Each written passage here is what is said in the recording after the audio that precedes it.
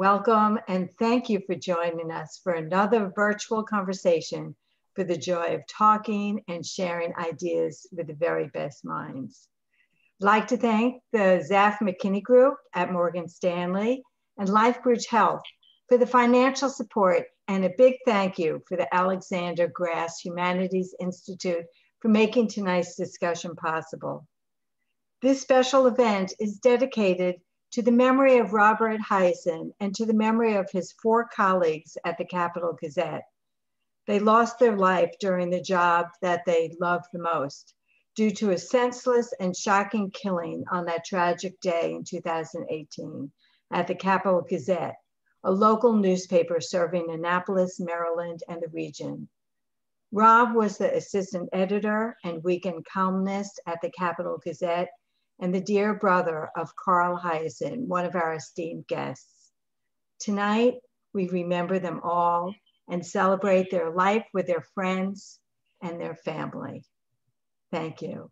I would like to introduce now our co-founder and vice president, Diane Davison, who will introduce tonight's panel. Thank you. Thank you, Eve. It is my great pleasure to introduce tonight's panel, beginning with one of my 2 favorite living authors, Carl Hiaasen.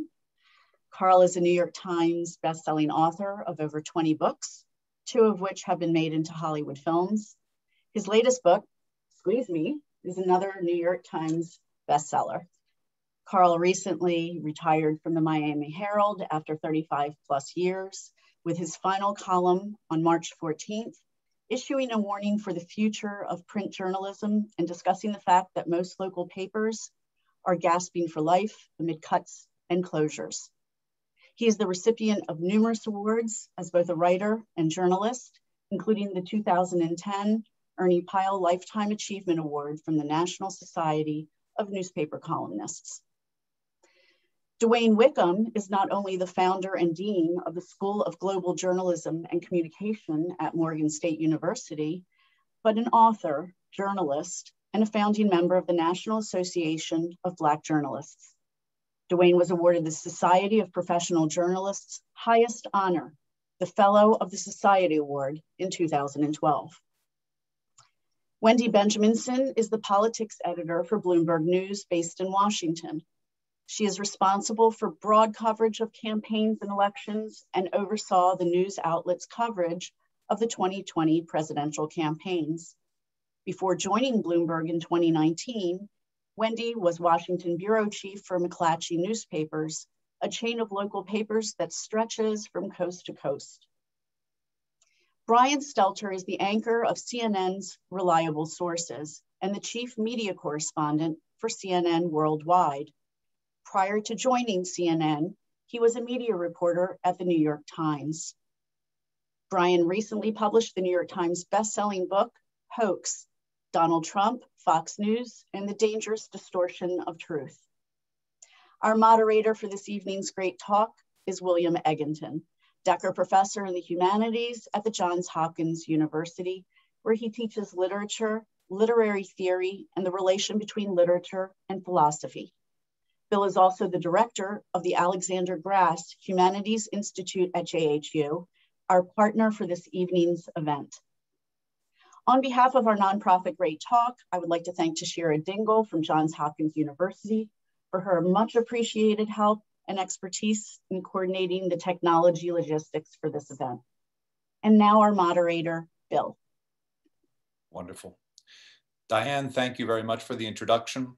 And thanks, of course, to you, to Claudine, to Eve Vogelstein, and of course to Shira Dingle, without whom nothing at Hopkins in the humanities could take place at all. So my appreciation as well to all of those people, and my great appreciation to this amazing panel of experts, of practitioners, of the highest level of journalism and writing that can be attained. These are very important questions that we're going to broach tonight. And the way that I thought I would go about this is to take a question. They're all going to be big questions. In some ways, they're going to be the questions that I think that we all have on our minds these days, and throw them out to you being the 4 panelists, and just ask you to have a conversation amongst yourselves. Take whatever lead seems to be the most promising. Feel free to talk between each other, ask questions back, and we'll just keep the conversation going that way. So without further ado, this is what I would like to start with. We're living in an age when deep fact-based reporting has never been more important. And yet mistrust and even disdain for the press that does that kind of reporting seems to have never been more intense. So to your mind, what are some of the causes of this mistrust? And how, most importantly, do we sustain the kinds of news sources that allow us to function as a democratic society? Who would like to take that first? Wendy, are you starting to make some questions? Starting to form a thought in my head. Sure, I'll start, and Brian, you can save me in a second or two. I think the distrust has largely always been there, since William Egginton first started a war, and then journalists are often just below members of Congress for trustworthiness with the public. But I think that the election of Donald Trump really sped that up. Obviously, it was his and his supporters' constant haranguing that anything we wrote that was critical of him or revealed things that he said or did was quote unquote fake news. And that really, accelerated this process. And it was at a time where I believed, and in the newsrooms I led, where we really had to be absolutely pure. We used to have to be, to use an antiquated phrase, Caesar's wife. We had to be absolutely right about everything and not give these critics an inch. And I think in many ways it tightened up the cause of journalism to be challenged like that all the time. Let me just throw in something here, a thought that will probably get me run over by a tractor. I think a lot of what we worry about today constitutes a self-inflicted wound. There is a massive amount of information being exchanged today. There are a lot of people out in the public square. Most of them kind of cross-dress as journalists. They are something else. They're politicians. They are, they have a lot of other kind of things that they do. And so we have to find a way to make sure that people understand that when journalists speak, we're speaking with a voice that has been tested in terms of our ethics, that has been tested in terms of our reporting. I complain often to my students that there's too much repeating in journalism today and not enough reporting. I complain to my students today that when I turn to my favorite evening talk show, news talk show, I see journalists who have just returned from reporting stories at the White House or some other place, now on TV, giving their opinions about the same stories they're reporting on. I think that's really confusing for a lot of consumers. And they can't see the demarcation line that these journalists would have us believe exists between their opinion that they give on late night talk shows, news talk shows, and their reporting that they produce for the newspaper. So I think we have to ask ourselves, are we shooting ourselves in the foot and then asking for first aid from the people that we expect to consume the news and information that we create? I think part of the problem with the Trump election, the press has never been popular, and ever. If we're doing our jobs, we're not supposed to. Oh, Carl, you're pretty popular. You're pretty popular, Carl. You should see the mail. Most of the prison mail was the nicest mail I got. But no, what I'm talking about. First of all, the internet has changed a lot because people can much more easily find something they want to hear and tune out what they don't. And in the dinosaur days when I grew up, there were 3 networks and there was Cronkite and there was Brinkley and that was where everyone got their news, and it was all pretty straight. Now it's a jumble and they're getting deluged with it. And there's a lot of people, and this isn't a popular thing to say, there's a lot of really, really lazy readers out there that they don't want to, they'll go on Google and they won't go past the first thing that they don't even look at the website they're getting the information from.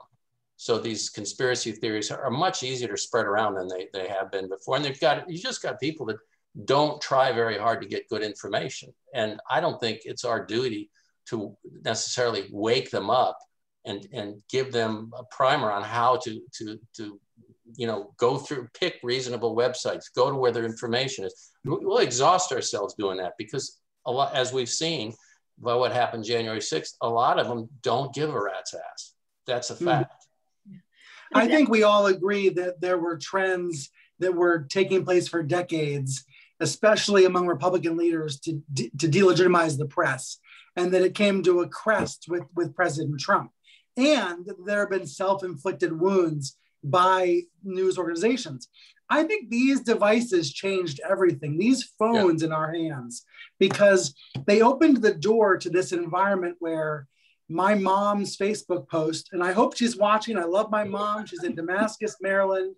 She's on Facebook every day. A post on Facebook looks the same as the story that I wrote for CNN that went through 5 editors, that went to a lawyer, that went to a fact checker.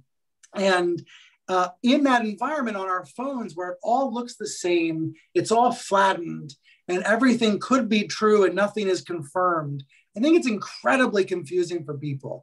And I would like news outlets like CNN, my company, to do more to help people understand how to navigate this world.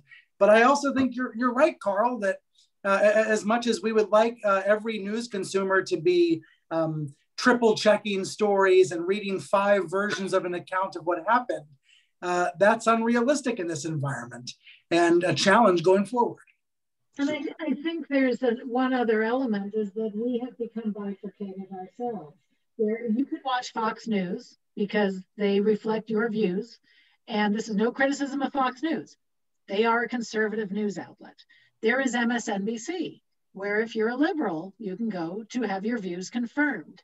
And there are the legacy papers, like the papers I've worked for, and Carl and DeWayne Wickham and Brian have all worked for, that have been, that never, they all had editorial positions, but they were, for me, the paper of Houston, for Carl, the paper of Miami. And that was, your local residents telling you about things in your community and the world, but they were people who came through your community. And now, it's, as Brian said, it's hard to tell if it's some nut on Facebook or me, who's not a nut, frankly. And, you can't tell what's a real journalist and what's not. And I think that's difficult. And then there's the political split. So maybe we've been at this game too long, but don't we have a responsibility to figure this thing out? Don't we have a responsibility to figure out how we cut ourselves out from the herd? I mean, there used to be a town crier who would go to the village square. And when he got there were other people in the village square. They all had opinions. They all had things to say, but somehow the town crier rose above all that. And people said, oh, but here's the town crier. How do we now in this environment cut credible news organizations out from the herd, out from the den? And I don't think it's enough simply to say that people won't read enough. I mean, truth of the matter is that's true. But we have to figure out how we now deliver news and information to people. So maybe we have to do it in ways that are non-traditional. If people are no longer primarily active consumers of news and information, then maybe we have to figure out a way to deal with them in that passive environment in which they exist. I mean, they want us, maybe we have to have online newspapers in which the words are read to them. Maybe Brian, when you do your thing at CNN, they found a way to make, on CNN's webpage, where you actually walk out on the page. Right. Because we have to, I think we have to find a way to adapt to the environment in which we exist. And we know that none of us will call them lazy, but people want their news and information. Carl just did. Delivered to them. I don't have any problem, Carl, please. They want to deliver to them. They don't want to have to read, and as frustrating as it is for me, and I'm sure for Carl, who spent most of our career writing, and we want people to read what we've written, we now have to find a way to adapt to the current environment. And the current environment says most people, certainly most minorities, Blacks and Hispanics, get their news and information from smartphones and tablets. And so we have to find a way to develop a platform, a delivery system to get that news and information to them in a way that they'll consume it. And I think we see it work really well on big news events. Think about the Saturday when Biden was projected to be president, right? I heard it on the radio, others watched it on CNN, you saw it on your phone, everybody got the news. And that it works. But the rest of the time, I don't think news outlets are doing enough to reach people where they are. I'm a paying subscriber to the Baltimore Sun website. I am hoping a couple of years from now, the Sun is popping up on my phone, pushing things to me so I don't have to go and get it. And that's what we need more of. I absolutely agree with you. I won't keep yapping. We need more of that creativity in newsrooms. No, I'm agreeing with DeWayne. We do as well. My kids and my grandkids, I don't even know the last time they touched a physical newspaper. And I'm serious, it's sad, but I couldn't tell you beyond looking at their phones and whatever news feeds they're getting. So we have to adapt and we have to get it out there. But can we make a distinction between the circus that's been going on for the last 4 years, where we're following whether or not Rudy Giuliani's hair dye is bleeding, and what's happening at a city commission meeting in your town, or the zoning board meeting, or a police story that's not getting covered, or that's where we're failing, because we don't, the business model for what we do is devastated. We don't have enough reporters to cover the basics of hometown journalism. Everybody can find out what Donald Trump said on any given day. Anybody can. But find out why is your mayor all of a sudden changing his vote on a big issue that just came up before them at 2 in the morning in the meeting? Who's doing that reporting? And that's what I worry about the most. Well, and in fact, that affects the national coverage as well, because let's take, for example, the tragic shootings that happened over the last week or so. When we were all at local newspapers, we would know that we would send our cops reporter out there, and they knew the homicide detective, and they knew the investigator on the case, and they knew the lieutenant, and they knew all these people, and they could get what's really happening. Instead, you're getting the sheriff in Georgia who might have said he had a bad day, but then somebody else had a tape that said he said he had a bad day. And it's because, we're all flying down there like we used to be the jerks who would fly down, when I was a local reporter, it would always be like the New York Times or somebody would come swooping in and they'd get the big New York Times story, but I had the sources. And was it you, Brian? And but now you don't have that local reporter who really knows the story. And then that information is then repeated, Dean Wickham, up to CNN, the New York Times, Bloomberg, et cetera, et cetera. So what interests me here is that one of the reasons I asked the question the way that I did was with the assumption that we knew a little bit about the history or why we've gotten to the point that we have with this massive and widespread mistrust in the media. That might help come up with the kinds of solutions that Wayne was suggesting that we need to be thinking about now, not more than suggesting, saying it's incumbent on us right now to solve. What's interesting to me is some of you began by saying, well, you know what, the reporters have always been unpopular. And there was this sense of, right, it's always been the case. At the same time, every single one of you, it seems to me, have been pointing the finger at some kind of a historical change, some kind of a media revolution that has been behind the sorts of changes that I think we all acknowledge are out there. So I guess just to reiterate that final part of that question, thinking now a little bit concretely, and DeWayne, you were very concrete. You already had some ideas. My sense from what you were saying is, well, maybe we just need to re-intensify or use the technology that is there and that in some ways has been responsible for the kinds of changes that we've seen, use it better and use it more and in more directed ways, right? That was that idea that I thought I heard you and I thought Brian picked up on as well. Maybe something like the Sun can soon be pushing those local news items to us in a way that we're hearing about someone's hair dye explosion. So the great transition in newspaper journalism at the turn of the century was that an increasing number of newspapers were creating these online vehicles.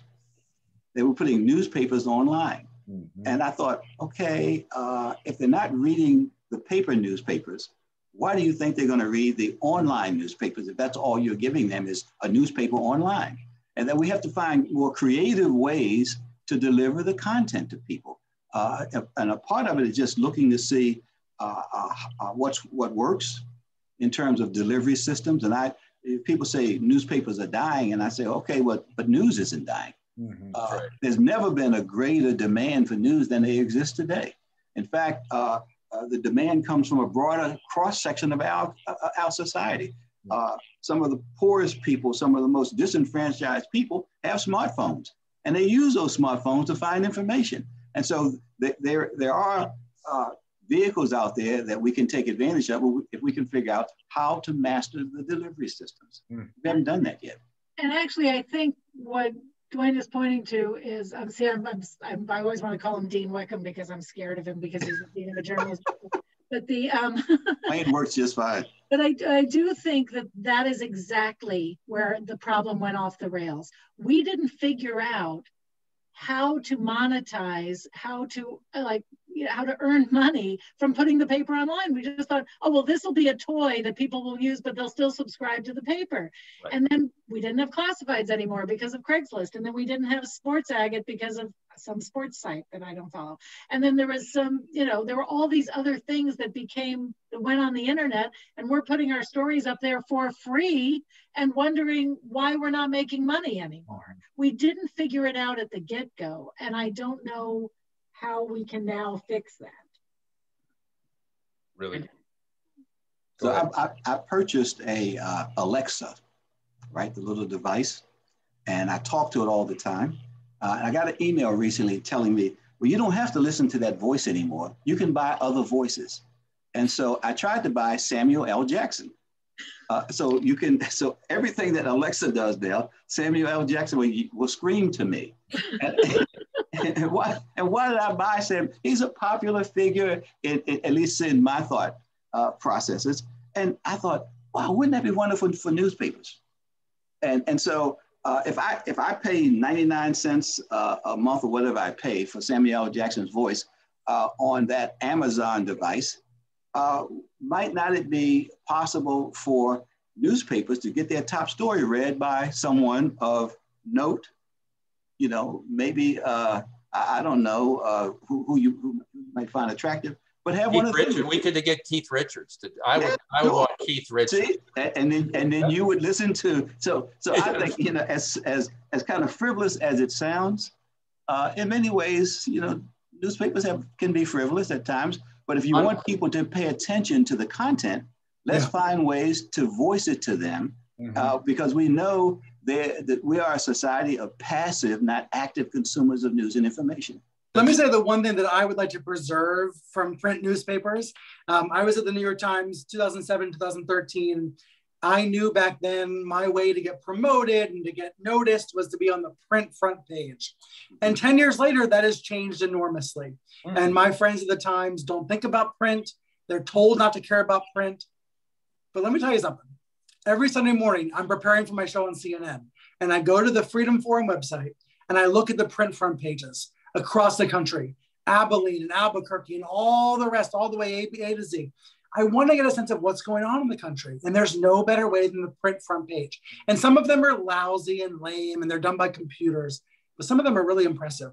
And I want to find a way as we go all digital to preserve that sense of news judgment, because it tells me what matters in the country. And we need to find a way to keep that. I'm okay with getting rid of all the rest, but let's keep that. I couldn't agree more. The reason we all go to school to learn how to do this or study other things so that we can think about journalism is because there was a group of people, there used to be a group of people at every newspaper who would decide which 5 or 6 stories make the front page. And it would be a wide range of people. It would be wide range diversity, but there would be a group of people with who come from different perspectives, who could then say, you know, this story about tax policy is really important to our readers, and then let's liven it up with a story about, you know, Deshaun Watson or whatever. But the, you know, there would be one space for fun, and the rest would be like stuff we felt you needed to know. And maybe that's paternalistic, I don't know. I think it's a great idea. I'm just thinking about the younger people I know. When I say, did you hear this? That, you know, let's talk about the shooting, for instance, in Boulder yesterday, which hit home for a lot of us. My wife has a sister in Boulder, and we were trying to get, you know, we would write your CNN, you're trying to get information. They couldn't reach her right away, and she was fine, it turned out. But it was interesting, her own reaction to that, to let people know that she was okay with, she posted an Instagram thing. And that, instead of, you know, you're kind of waiting for a phone call, whatever it is, but it was on Instagram, and she's younger, and it just, if you can find a way to tap into that and you could make the news as appealing as Kim Kardashian's latest surgery, we would be in great shape. Well, the reason I feel kind of funny, but I keep drinking all this water. I had my second vaccine shot yesterday. I hope everybody watching has been able to get their vaccine. I know it's taking way too long. I was able to qualify with an underlying condition. And so my doctor said, drink a lot of water after your second shot, and it'll help you avoid any symptoms. So the reason I bring that up is to say, there's information people need in their lives. And sometimes it is about the worst moment of their lives, about a shooting nearby. And other times it's about how to get the vaccine. It's the best thing in their lives. And the news outlets that are going to win are the ones that help you get connected with that information, right? The ones that help you know how to stay safe, whether it's because of violence or because of a vaccine. And I wonder if newspapers have focused enough on that, right? How to help you live a safer, healthier, happier life. Listen, I actually have a question that really goes to the point of this distinction between different platforms for bringing and the relative advantages and disadvantages of those platforms. And it begins with a little kind of self-disclosure. I'm an old-fashioned news consumer, as some of you have said you are as well. And I receive the New York Times in paper format, the Sun digitally, and I listen to NPR. So that's the majority of my news comes in that way. So as someone who is getting my view of the world that way, I would actually ask the question, am I missing important sources of information by not using social media for information at all? Or on the other hand, am I maybe protecting myself that way from clickbait and rabbit holes? And is there, in other words, something about the media platforms themselves that are conducive to the demise of broad consensus about fact, about the basic facts that we're that demise that we're witnessing today? What do you think about that? I might throw it back at you, Bill, and ask if you ever watch or listen to anything that challenges your own political views. Well, I would say, and I guess this is framing it this way, is already making a point about the kinds of news platforms that we have. But in reading the New York Times and reading all of the opinion columns in the New York Times, so if I'm reading the news, that's one thing. But if I'm reading the opinion columns, there are necessarily going to be op-eds and opinion columns that I'm not going to agree with, right? There are those who write every week. There are several of them. And I do make the point of reading them every single week. And just to hear what's the other side of the story. Now, I have from time to time during the aftermath of the elections, I've turned on Fox News to hear what would be a really blatantly other a set of opinions than the ones that I have, and probably most of my colleagues at a university like Johns Hopkins. And I did find there's something quite different about the kind of discourse that was coming to me from a Fox News and that which comes to me from, say, Bret Stephens, a more conservative voice on the New York Times. There's no question about it.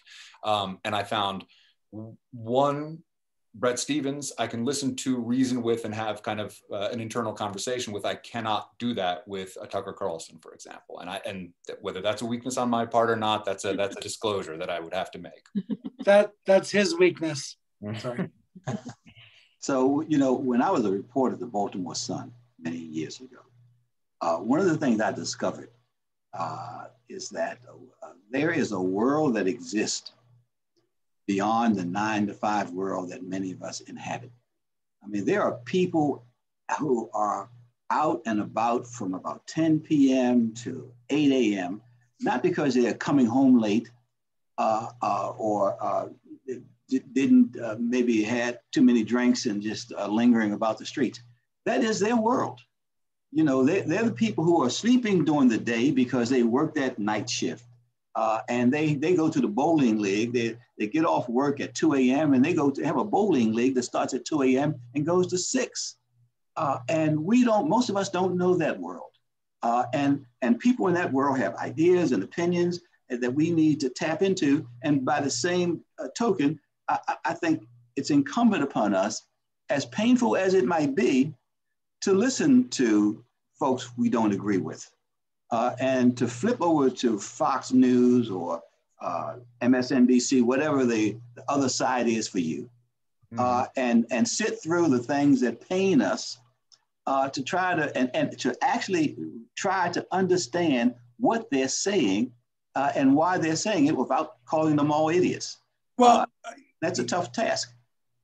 I agree with you. When I say it's his weakness, it's Tucker's weakness. I think there's this difference between good faith actors like Bret Stephens and bad faith actors like Tucker Carlson, who are just trolls, who are just trying to get ratings and eyeballs and ad dollars and clicks by creating conflict. But we desperately need to hear a variety of views. It's just that there are so many bad faith actors that pollute the environment that I think make it harder to do that.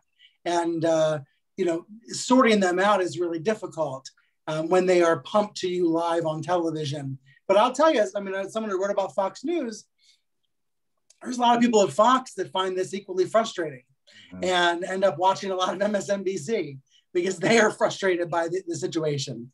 And I don't know how that gets better other than corporate involvement, other than the Murdochs making that change. Well, some concern for an actual fact would be be nice. Yeah, and the problem is that you have only all of us sitting here, but all of the folks that DeWayne's talking about, you only have so much time in a day when you can read and research and do this.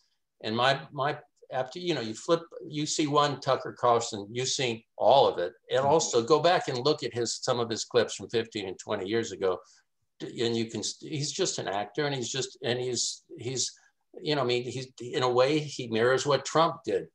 He just turned himself inside out. It's one thing to, like, some of the conservative writers that I love to read, and I'm not saying I'm not saying they're my opposite point of view necessarily, because I'm not going to say that, but some of the, since we're talking about conservative writers, George Will, Peggy Noonan, to get a woman's name in here, Peggy Noonan is a genius writer. And there are some other, you know, writers who you can talk to, and then you can hear the other side. What is the other point of view in a reasonable way?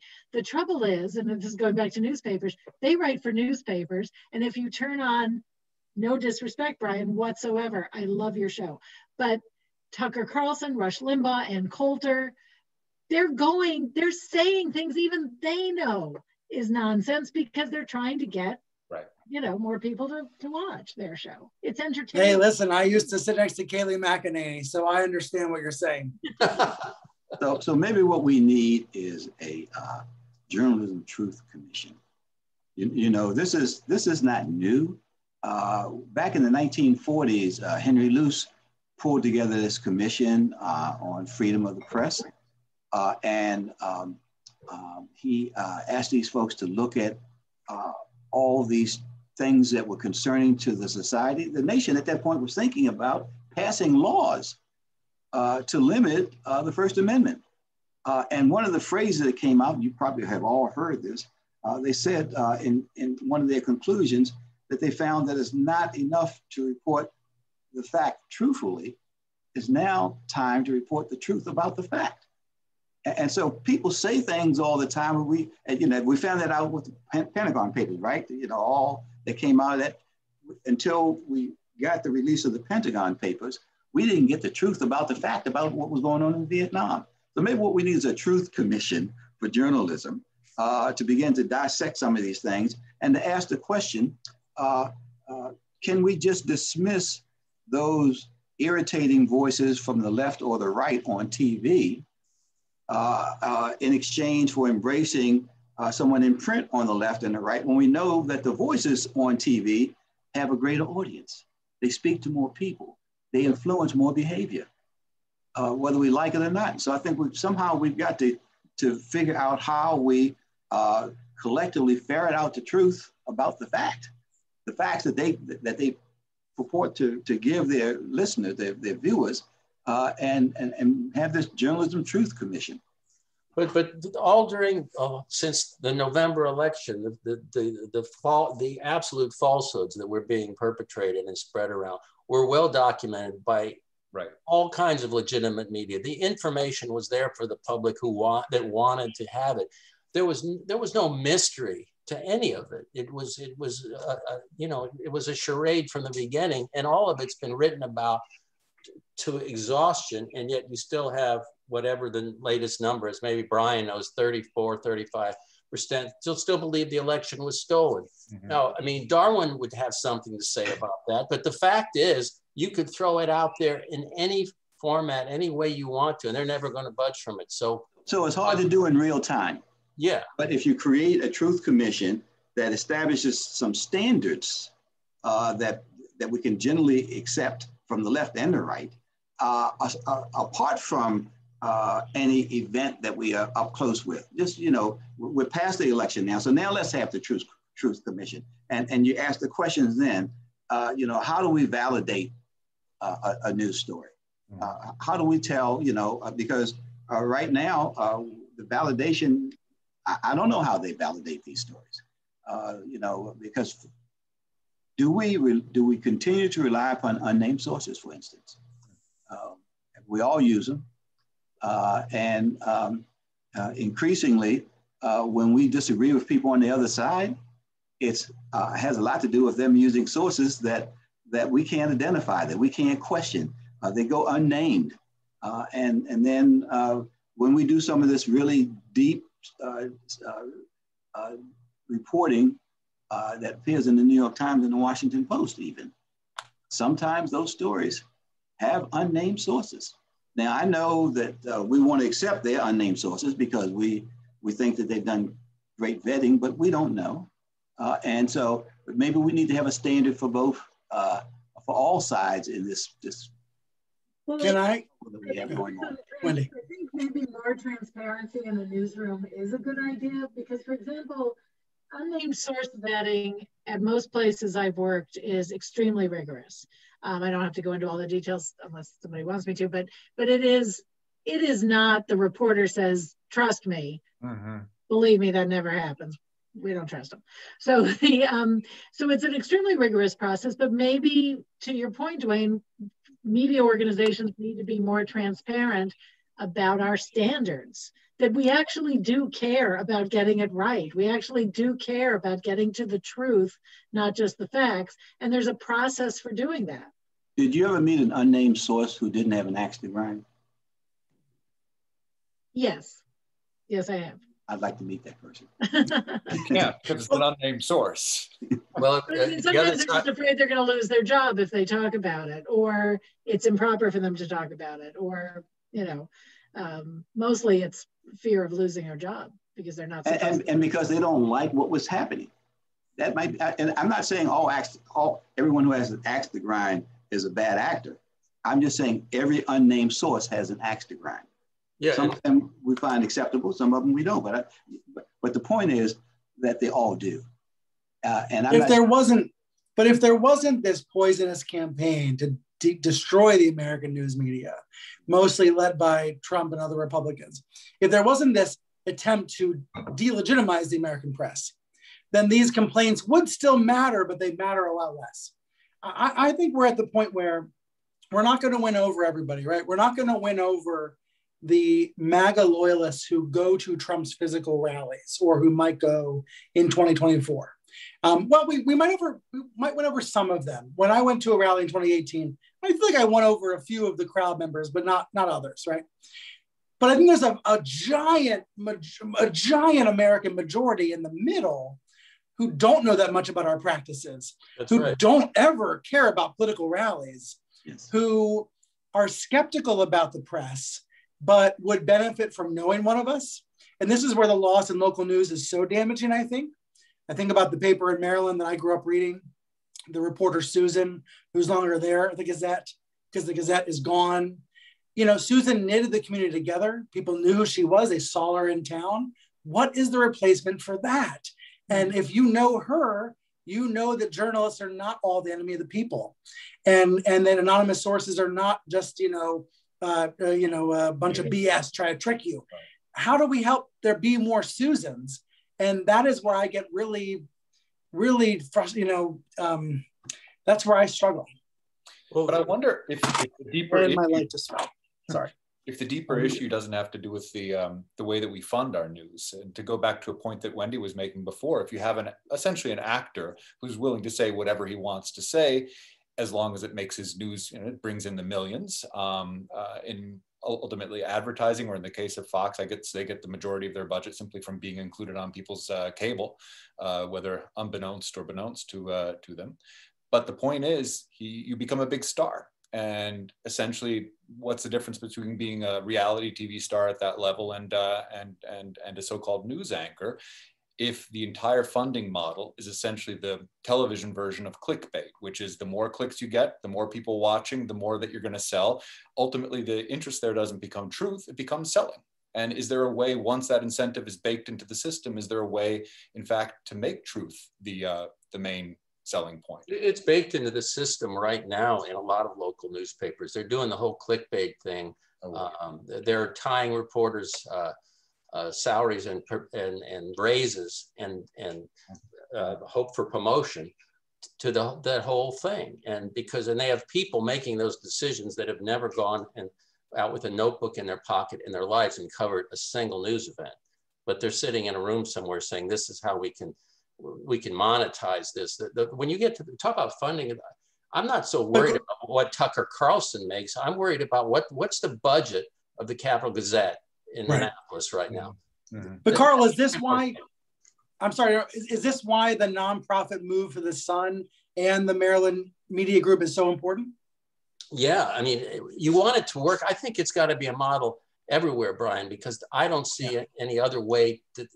They're just not making the money. But the real tragedy is not that you're overpaying some guy on Fox. The tragedy is that you're laying off reporters and editors, and you're having 23-year-old kids sitting somewhere in California making decisions about a McClatchy paper on the other side of the country about, this is a story we need to put, this story goes, this is what we're going to push this story. And it's about, some guy, dating an iguana or something. That's going to get more clicks than the county commission meeting every time. I'd probably look at it. That sounds like a crime, by the way. not in Florida. But no, Carl makes an excellent point, and I've worked at news organizations where clicks were important, and I've worked at news organizations where they tell the reporter, do not worry about how many clicks you got, just do the story. Let us worry about display and a search engine optimized, for those of you who don't know, SEO headline. We'll worry about that. You just do the journalism. And believe me, the journalism is better, and the county commission gets covered at the place where reporters are a lot less worried about clicks. It is a crime to make it, because then you're just going to write about the cat on the piano. I mean, we could just fill the internet with cats dancing on keyboards, and everybody would be happy. I watch cats dancing on pianos. I watch kids giggling who got a hearing aid. I love those, but I also would like to read news. Inform yourself. Yeah. So the promise of the return to local ownership is made difficult by the way that return occurs. If you have to incur a lot of debt to purchase these groups and break out these pieces, you're going to have the same problem that the previous owners had, and that is servicing that debt. And beyond that, I used to work for Gannett. I mean, I worked for USA Today for 30 years. And the publishers within the group would say to me, man, I'd like to buy the paper that I'm publishing. And I said, well, why do you want to own the paper? You got everything here delivered to you. He said, they would say, the pressure on me to increase the profit of this paper year after year after year is killing us. He said, they want us to come in with 20, 22, 23% profit. He said, if this paper were locally owned and I didn't have a lot of debt, I could live very comfortably off of 10%. And so I don't know if anybody's looked at these at truly local papers that have not been repurchased and incurred a lot of debt in doing that.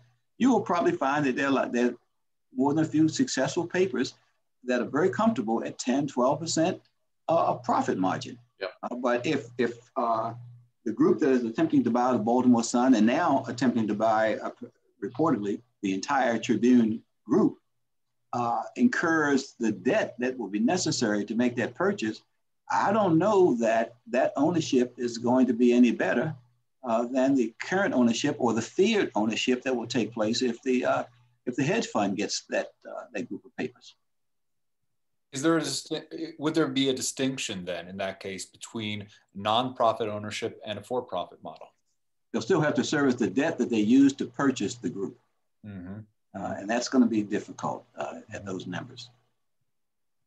Because one of the models that I was thinking of was when thinking about this question is that one very successful model for news delivery that was one of the three that I mentioned that I quite rely on is NPR, which it's a listener participant model. It's asks for donations. A good portion of their budget comes from donations. And I guess the reason behind people like me and so many other people who do donate and listen is you do that because you appreciate something like the institution of NPR existing. And so you give whatever you can and you hope that it continues to exist. And it apparently has been doing quite well.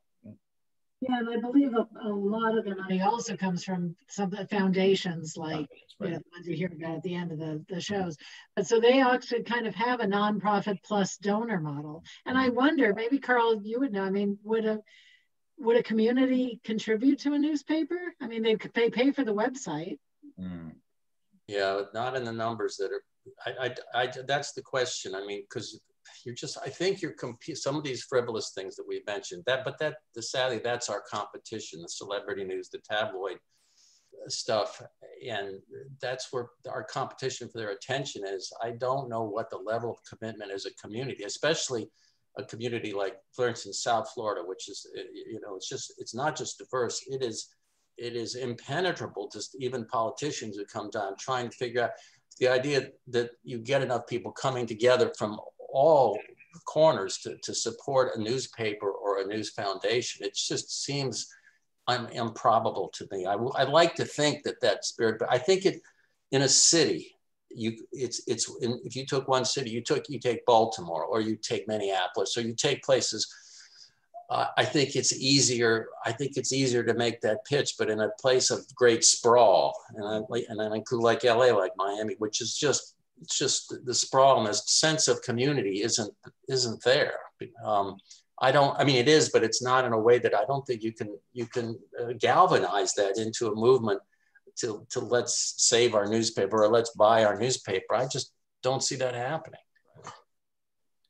So I am starting to peruse questions that are coming in from our audience as well, and finding kind of common points between questions that I had lined up and those that are out there. This one is about the development of media literacy skills. And Carl, I think you had made some mention of that at the outset as well. And I guess one way of formulating that would be to think of the circulation of information as a two-way, not to say multi-way street, in which case, what role does education, literacy, critical thinking, civics education, for example, what role do these play in the public's ability to discern fact from fiction, public's ability to digest news in a responsible and appropriate way? And most importantly, what do we do to cultivate such virtues in an age of widespread mistrust of all institutions? Any thoughts about that? you know, this is going to sound really corny, but you know, when I got into journalism, when I left journalism school, it was a couple months before Richard Nixon resigned. And everyone, I don't think, if you weren't around, you don't remember how much the press was blamed and what kind of heat the Washington Post and the New York Times were taking for Richard Nixon, for all Richard Nixon's problems. And then, of course, they turned out to be right. The story, it was worse than we even thought it was when the full truth came out of it. But this is corny, but when the movie came out with Redford and Hoffman, All the President's Men, which was a hit movie, lots of people, and it was the first time a lot of people ever saw how a newsroom worked, or how just the function, the levels of editing, and the you know, things, Wendy, you were talking about the different filters that you just don't turn in a story and it goes in. All of that was a revelation to so many people of that generation. And you keep in mind that it had just come off the lies from Vietnam, you know, being lied to all that time. And all of a sudden, this is how you're inside the Washington Post newsroom, and people, I think, had no idea, oh, this is how they did it. And I don't know how do you replicate that now in this age with social media, and how you say, this is how it's done. We're not making this stuff up. But how do you get that across? I had no idea. Live stream the process. On a big news day, why not live stream the process by which stories are assigned, by which reporters come in and have some give and take with editors. And then we're like a longshoreman, like I normally do in the newsroom. But I think live streaming would be quite novel, and I think it would fetch a pretty big audience. I think people want to see the process, and I think the more people understand about the process, the more they're going to be accepting of the product that the process produces. The people that make it also need to be more open in real time, meaning, I hate to talk about Boulder, but last night in Boulder, there were these rumors on Twitter of 6 people dead. And if you searched on Twitter, that's all you saw, 6 dead. And of course, the police had not announced anything yet. And of course, the actual death toll was even worse. And I don't know if people understand the difference between those random tweets and the reality that's published.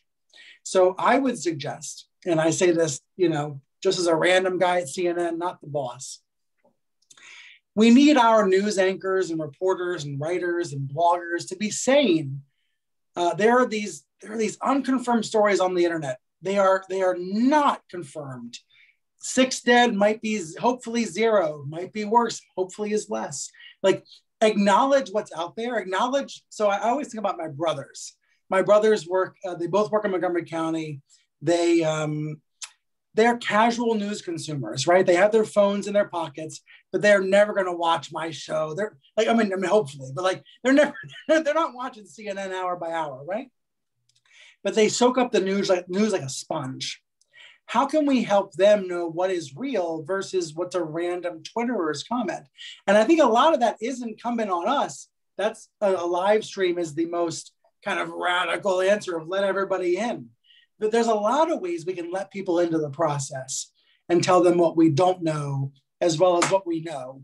And I think all of those hopefully can have incremental effects. I actually think that's an excellent point, the transparency issue. Like when we were talking about the unnamed sources, what would be wrong with a little box that says, here's how we approve unnamed sources? This is the process it has to go through. Not name the source, of course, but say that, for example, I'll just say it. The reporter tells me and my boss who the source is. We ask, how does this person know? Like, what, did they hear it at a bar? Or did they get it in an intel briefing, at the White House? Those are like, if they heard it at a bar, it's not going in the story. If they, do we have documentation? Does he have an axe to grind? There's a lot of questions that go into approving an unnamed source. And I think maybe readers don't know that because they hear people like Donald Trump say, we made it up. That's why we don't name somebody. I think if we were going to make it up, we'd probably come up with a name, so.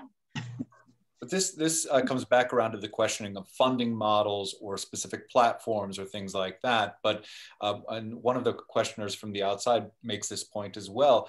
CNN, for example, Brian, your network, in many ways innovated or invented the talking heads model Right.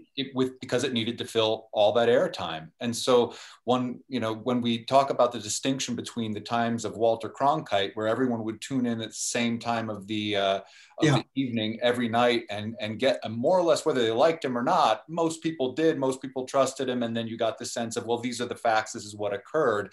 Yeah. You distend that over 24 hours so that someone needs to be filling time and getting as many eyeballs on you as you can. Isn't it a natural devolution to the point where, well, now, of course, you're going to have a whole bunch of people who don't trust the other half of the country. I mean, there's something, right, that flows from that. I always say everybody trusts some form of news. It's just that we don't trust the same news at the same time. But here's what I do find confidence about, or some optimism about. When there is something terrible happening, or something great, but usually it's terrible, when there's a tornado warning in your town, you trust a local meteorologist. You do. You don't care if he's Republican or Democrat. I truly believe those foundations still exist. And we need to build from those.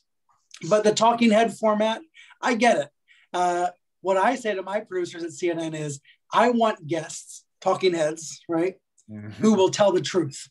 And sometimes you need people who are willing to be provocative and not just say both sides of the story when one side is lying. So when I say to my producer, I want someone who tells the truth, I mean, I want an analyst who's not going to try to say he said, she said, when he is telling a lie. And I think we need more of that in journalism, but we need to prove our case. We need to show our evidence and show that we know what the truth actually is and be human about it. We need to be human about it. And show that we have skin in the game, that we're not these voices of God coming down from the mountain telling you what is news. All of this, I think, it's on the margins day by day. Every day we can either gain a little bit of trust in news, meaning the audience. Every day the audience can either trust us a little bit more or lose a little bit more trust. It's step by step, day by day, where these gains are either made or they're lost. I think that's a good point. I think we have to figure out how we tell the truth. And I think there's a reluctance on the part of media organizations sometimes to go that whole mile, to go the distance in telling the truth. We pull back our punches.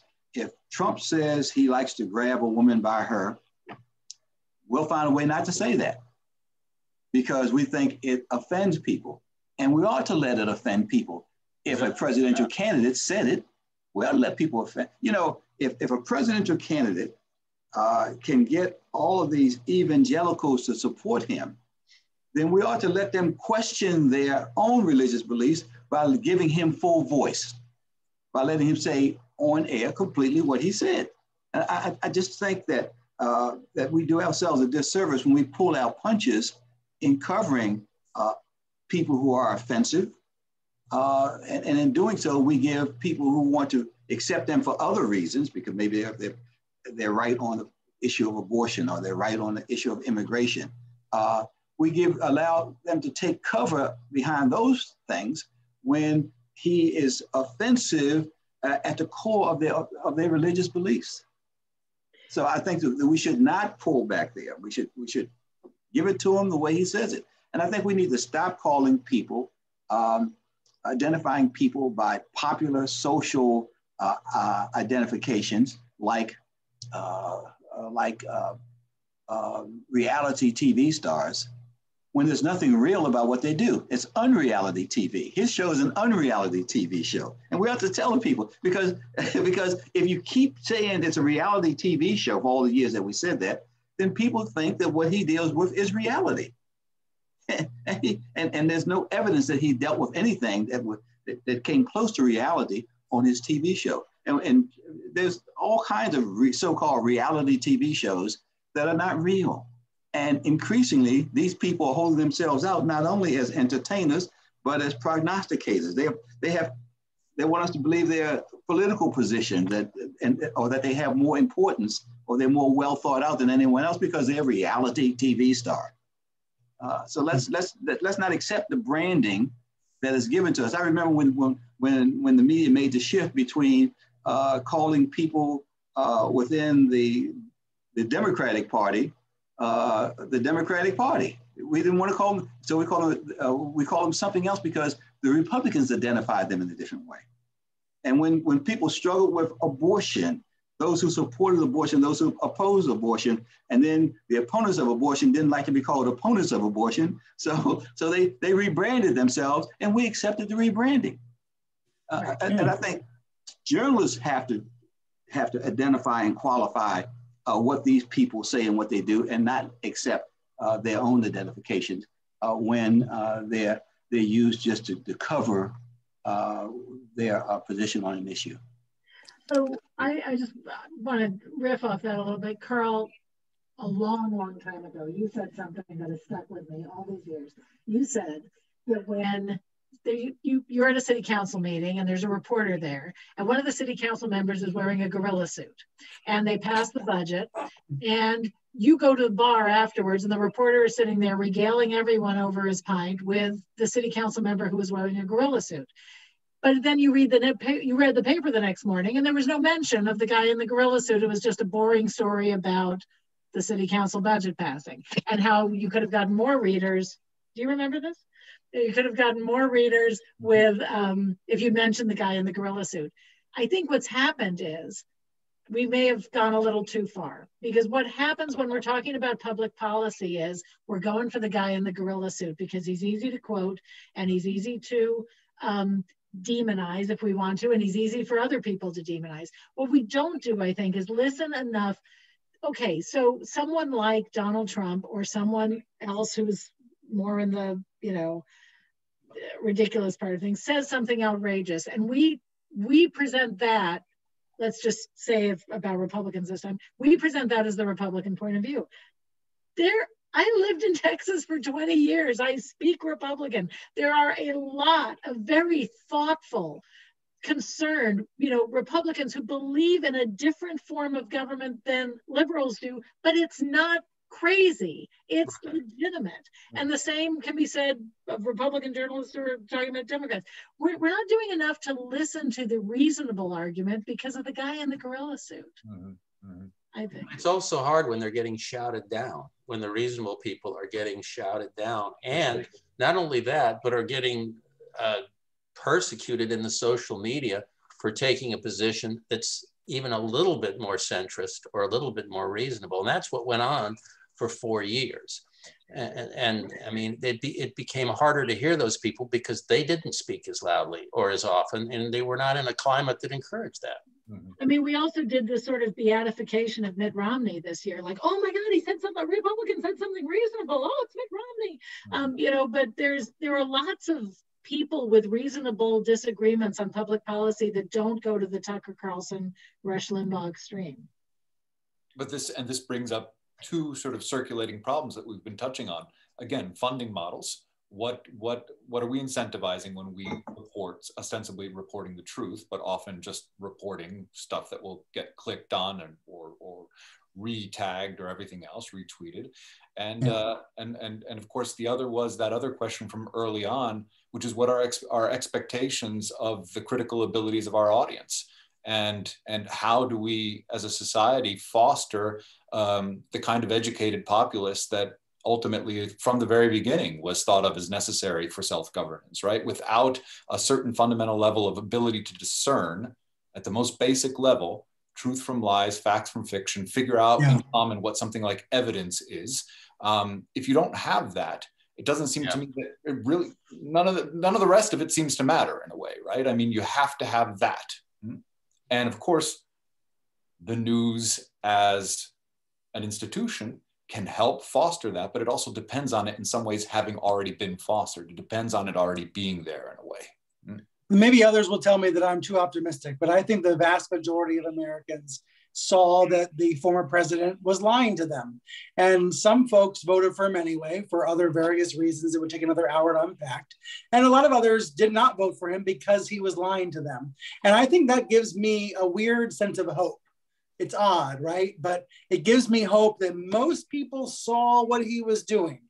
And most people just want to know what is true in the world. And they might disagree on the results and they might hate the answers, but they want to know what is true. And I would add the other data, the actual data point to this conversation is that researchers have found most Americans don't know just how dire the situation for local news is. They don't know how troubled local papers might be. Yeah, they see that the paper is shrinking in print maybe, but they don't know the situation. The more we can tell them and encourage them to put a little skin in the game, the better off we can be. That also gives me a little bit of hope that the more we can help people know, if you want your local news to survive and thrive, you need to subscribe. That message might be able to help. But what gives me the most hope is, Carl, I don't know if you're agreeing or disagreeing with me with your head. I agree with most Americans want to know what is true. I couldn't agree with you more. And I couldn't agree with about everything. I came out of this even January 6th, which was, everything, it was so hard to watch, but the whole country was horrified. Mm-hmm. And the other thing that happened, for instance, a year ago, Vero Beach is a fairly conservative area. A year ago, it was very rare to see anybody wearing a mask. Even people were pleading with masks. And a lot of those folks that said this is all a hoax, and I see them, they're wearing masks now. And it takes time, but I think you're right. They want to know the truth. Local papers, if I keep getting back to this, but it sounds silly, but if for instance, if somebody finds out that their kid's high school soccer team isn't getting nobody's writing about it anymore because that reporter was laid off, or the baseball team or the local college team, then they get interested. I know it's touching them right in their homes and in their houses. And hey, my kid threw three touchdown passes, and there wasn't a word about it in the local paper. I know I've seen that. People get jacked about that stuff, and they say, "What do you mean? There's no one to cover it?" Well, and God forbid you spell the kid's name wrong. But Carl, this is actually something that is clearly for our audience listening today a point of importance. We have several questions coming in about local news, the importance of local news, and specifically asking the kinds of questions that you began to address there, which is, what do we need to do to save local newspapers, to save local news sources? So there's obviously awareness of how drastic the situation is, but still the question becomes, what strategies are going to work? What needs to be done? I go back to what DeWayne was saying. I don't know how to do all that at a local level with the resources are so diminished now. And any editor or publisher is going to tell you this story, would do a better job of not just selling ourselves as a product, but as a need, as a necessity, as something when I grew up, we had the Fort Lauderdale News and the Miami Herald delivered every day. The News was an afternoon paper. The Herald was a morning paper. This is going back a long way, but both of my parents, that's what we read, and we better be looking at it. And just even get the ball scores, just to get the baseball scores, you needed it. Now you don't anymore. So how do you make us necessary? How do you make people? You're not going to get it anywhere else. You're not going to get it at the Times, the Wall Street Journal, Washington. Nobody's covering the soccer game except their local media. So how do you save them?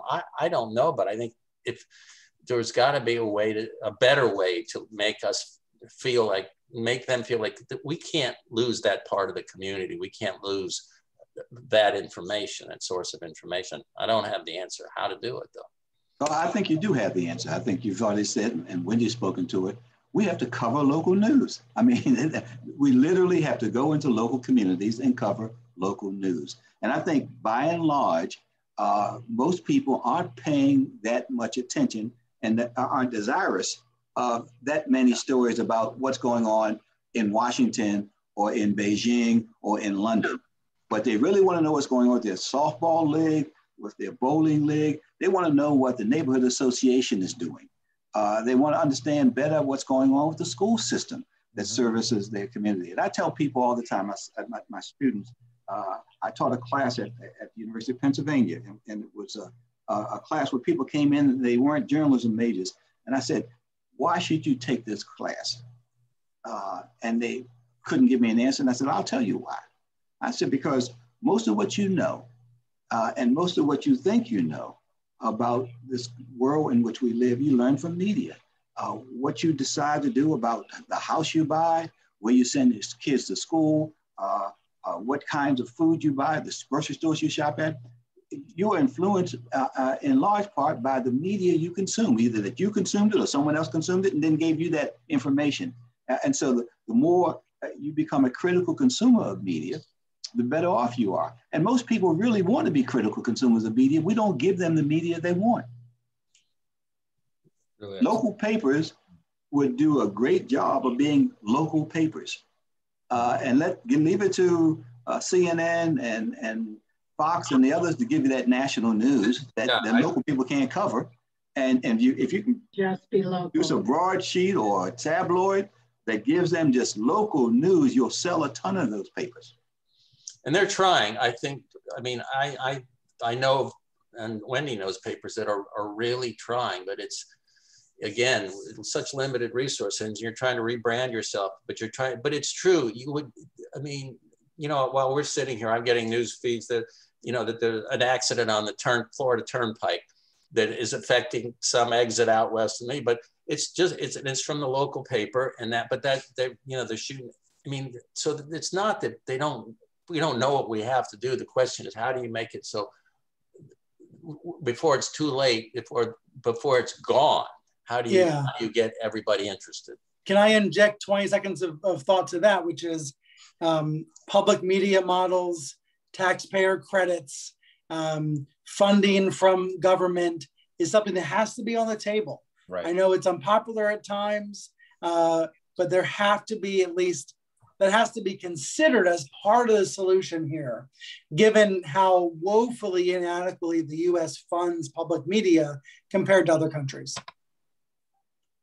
No, it's a really good point. We talk about infrastructure all the time, but isn't there such a thing as an education infrastructure, an information infrastructure that could be right down to the nitty gritty of fast Wi-Fi for everybody, but it can also involve supporting objective news sources about your local communities, right? I mean, this. My fear is that if government has a hand on the tiller, that they will be like, you know, telling us what we can and cannot cover.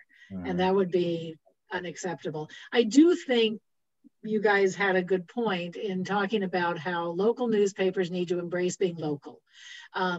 Another one of my old papers, the Houston Chronicle, where I was Metro editor, I was out there a couple of years ago just visiting friends, and the publisher said to me that they are doing actually pretty well. It's a big city and they're doing well. And how are they doing that? One, they have a paywall for the website, so good for them. And they have people who want to do it. They write local news. Their investigative team is not trying to compete with the New York Times and the Washington Post and CNN and Bloomberg on big national stories. They're doing investigations about traffic patterns in a city that you can't go 10 feet without driving. They're doing hurricane coverage at the top level. And there are ways to cover local news that doesn't seem too parochial. And, you know, maybe they don't do high school football anymore. I think Texas was one of the last states where the media gave up high school football because Friday Night Lights. But they finally, you know, they may give that up and leave it to local TV news to cover whatever, but they are doing high-end journalism about local things. And that could be a solution to the problem, or one solution. I think the Minneapolis paper has done very well doing the same thing. I mean, they're certainly trying in South Florida, but, you know, there's just, you know, the Herald doesn't have the resources. Again, you just, these are skeletonized staffs. And you know, it's one thing to say, we're going to investigate this. And the Herald still does investigations, but it's another thing. They punch way above their weight. You all know this. You can put 6 months into an investigation, and I was on the investigations team at the Herald, and it just is a dead end. It's not happening, and you got to have the paper behind you says, okay, throw it away. You start on another project, but that's heavy duty time of, you know, staff and commitments that aren't there to cover all the things we've been talking about. So, maybe there's even a connection that can be created or fostered between local newspapers and elementary schools, where the paper the paper itself becomes something that's part of the reading that's done in the elementary schools, but also editors perhaps come and visit, reporters come and visit, some kind of a connection between the two. This is not my idea, it's from a questioner who brings this up as well. But that reminds me of how I always experience interactions with CNN viewers. Well, some of them are viewers, some of them are haters who only hear about me on Fox. But when when I reply, when I just show a little bit of myself, it changes everything. Mm-hmm. And unfortunately, that model doesn't really scale, right? I can't talk to every viewer, every skeptic out there, but maybe it can scale when you're thinking about 100,000 journalists across the country in different newsrooms. I really do believe that if the average news consumer knew a journalist in their own life, they'd have a very different impression of our work. I actually think humanizing us and making us not the media does really work. I'll just share this at Bloomberg News. Anyone who has the Bloomberg terminal, the financial services terminal, our news goes onto there as well as the website, and people pay for that. And I mean, the people who own the terminal pay for that privilege, pay a lot. And if they write me and say that I'm, call me horrible names and, make ethnic slurs and stuff, they don't get an answer. In fact, their name goes into my trolls basket right away. Right. If they say, I'm really interested in why you covered it this way, or why didn't you say this in the story, or why did you leave that? Man, you're my best friend. I will go back and forth with you as long as I possibly can to have an interesting discussion about why that story came out that way. And sometimes, I'll learn something too. I will learn, well, maybe we should have done it this way or that way. But conversations with readers, and that's what I was saying about the terminals, they can write me directly. My name's at the bottom of the story. If it's the editor responsible, they can write me directly and question the story. And as long as it's civil and polite and about the work, it makes my day. It's terrific to hear. One of our audience members asked specifically about, this is an audience member who already sees the value in local news, in particular in informing her about options in elections, but finds it still very difficult to find that kind of information, and wonders if the panelists, especially perhaps those who know something about the Maryland news scene, have any tips. Local news on the front page. Mm. I mean, we have local newspapers that look like national newspapers. Mm-hmm. Mm-hmm. And that's not inviting to someone who is looking for local news. I mean, if you have a television nearby, if you have a smartphone, you get a lot of national news on those devices. And so when I pick up that paper, I would suggest to editors, lead with local news stories. Okay, I see. So that's a suggestion for the actual local editors to help out people like my questioner there who are saying, where do I find all of this information? You're saying, yeah, it's a local paper. It should actually be front and center for the local front paper. Page above the fold. Yeah. Mm. I agree, yeah, but there's still certain, when I started out by referring to readers who are lazy, but I'm going to throw myself in the middle of that, even in my own community. And even when I lived down in the Keys, at election time, they had people running for something called the Mosquito Control District. And I'm going to sit here and confess to you that I went into that ballot and I have no idea if one person had a sort of a better read on the mosquito situation than another person. And in my defense, there wasn't really a single story informing me, but it's a triage that we do. We'll certainly read about your city and county commission, but there's stuff where we just don't have time to absorb because all of us live busy lives. But I probably just voted for someone just randomly, and who knows what it affected the life. Millions of mosquitoes' lives were affected, but I mean, probably ours too. But it's asking a lot of a newspaper, trying to figure out what goes above the fold, DeWayne, is what I'm saying. I mean, it is, none of it's unimportant, but some of it is so much more important than other stuff that it still comes down to editing instincts. Wendy knows there's just making news decisions. Honestly. So I'm not naive when I suggested, listen, here's what I understand about the news process. Everyone involved in the news process is a censor. Everyone, journalists, we always like to say, oh, I don't want to be censored. Well, the first censor is the person who goes out to the story, right. And who sits in that school board meeting and sees various things take place, and then he or she decides what the news out of that event is. That's a form of censorship. And then they come back to the newsroom, and an editor leans over their shoulder while they're typing and says, "Nah, that's not. Here's the story over here. Give me more of this." And so we have to struggle with that. But at some point, we have to admit it, and then we have to acknowledge to our readers and our viewers and our listeners that we are engaged in a form of censorship. But here's what we think is the news that's important for you, and we should be telling people why we think it's important. Can we use the word selection instead of censorship? And we can if we're nervous about it, but we are censors. Yeah. Well, but the cure to that is to invite any and all of your readers to tune in on public access and watch their city commission meeting for 3 hours. They'll be begging you, please tell us what in the world did they say and what part of it. Censor this, please. Yeah.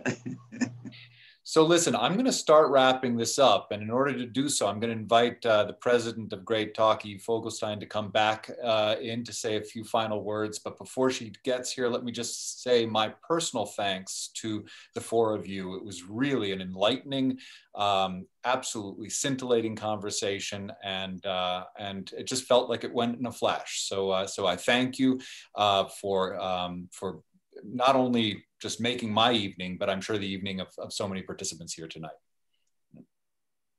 Well, this discussion, my video, I don't have control, but this discussion I loved it. And what a great insight information on journalists. It's really been special. I want to thank all of you for joining us tonight. It's been quite a lot of interesting information about our newspapers. I also want to thank Claudine Davison, who had the vision for our Great Talks. She's behind the scenes, but boy, she's wonderful.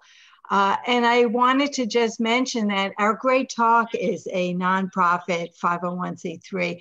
So we just depend on donations to bring these free events to you, like we did tonight's presentation. We are happy that you joined us tonight. We hope you enjoyed it. And we would like to have you come in the future for our next talk. You can like us on Facebook, so you can follow us and visit our website to find out more talks. But thank you again for such a wonderful, informative evening. And yes. Thank you. Okay. Thanks, everybody. Good Great night. to meet you all. All right. Take care. Okay. Bye-bye. Bye. Thanks. Bye, Brian.